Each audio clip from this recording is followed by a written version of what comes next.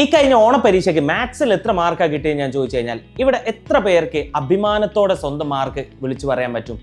എനിക്ക് ഉറപ്പാണ് ഈ വീഡിയോ കാണുന്ന 1% ആൾക്കാർക്ക് മാത്രമേ അതിന് പറ്റുള്ളൂ. അത് ഒരിക്കലും നിങ്ങൾ തീരെ എഫേർട്ട് ഇടാത്തതുകൊണ്ടല്ല, മറിച്ച് എന്താണ് അത് ക്വസ്റ്റ്യൻ്റെ വരുന്ന രീതിയിൽ എക്സാം രീതികളിലും ക്വസ്റ്റ്യൻ പാറ്റേണിലും ഒക്കെ വന്നിട്ടുള്ള ഭയങ്കരമായിട്ടുള്ള ചേഞ്ചസ് ആണ് അതിന് കാരണം.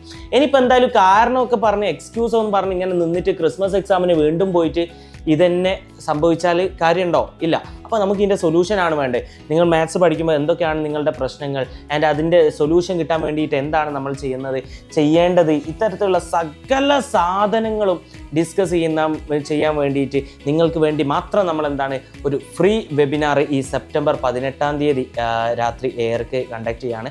വളരെ കുറഞ്ഞ ടൈം കൊണ്ട് തന്നെ നമുക്ക് എന്തൊക്കെയാണ് നിങ്ങളുടെ പ്രശ്നങ്ങളെന്നും അതിൻ്റെ പരിഹാരങ്ങളും ഡിസ്കസ് ചെയ്യാം. മാത്സിന് ആർക്കും ടഫ് ആവാത്ത രീതിയിൽ ബേസ് പഠിച്ചുകൊണ്ട് തന്നെ മുന്നോട്ട് പോകാനുള്ള കുറച്ച് സ്ട്രാറ്റജീസും നമുക്കന്ന് ഡിസ്കസ് ചെയ്യണം. സോ മാത്സ് നിങ്ങൾക്ക് ടഫ് ആണെങ്കിൽ തീർച്ചയായിട്ടും നിങ്ങളന്ന് അവിടെ ഉണ്ടാവണം. See you there.